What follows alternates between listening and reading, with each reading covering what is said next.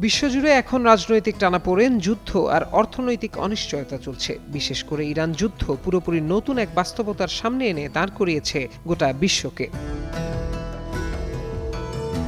এই পরিস্থিতিতে একজন বিশিষ্ট ক্যাথলিক ধর্মযাজক সতর্ক করে বলেছেন, বর্তমান বিশ্বের অবস্থা ধর্মীয় গ্রন্থে বর্ণিত এক ভয়ানক ভবিষ্যৎবাণীর সঙ্গে মিলে যাচ্ছে। ধর্মতত্ত্ববিদদের মতে এই পরিস্থিতি অ্যান্টিক্রাইস্ট বা মহাপ্রতারকের উত্থানের জন্য উপযুক্ত পরিবেশ তৈরি করে।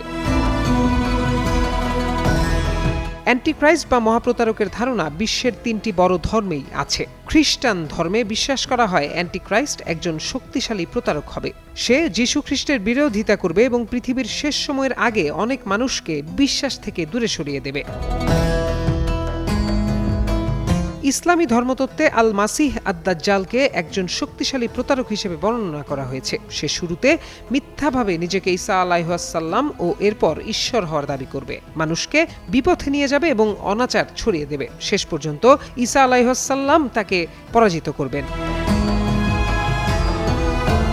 ইহুদি ধর্মের কিছু ঐতিহ্যে আর্মিলাসের কথা আছে। সে একজন অত্যাচারী শত্রু হবে যে সত্যিকারের মাসিহের বিরোধিতা করবে এবং বিশ্বাসীদের উপর নির্যাতন চালাবে।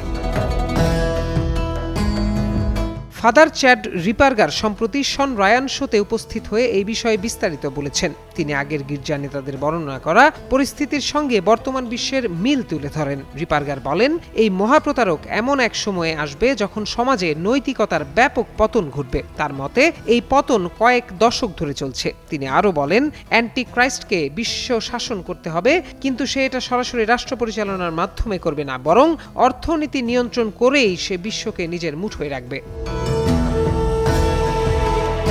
তবে ফাদার রিপারগার পরিষ্কার করে বলেছেন, এই ভবিষ্যৎবাণী এখনই পূরণ হচ্ছে না, কিন্তু বর্তমান সংকটগুলো এমন পরিস্থিতি তৈরি করছে যা একদিন এই ভবিষ্যৎবাণী পূরণের কারণ হতে পারে।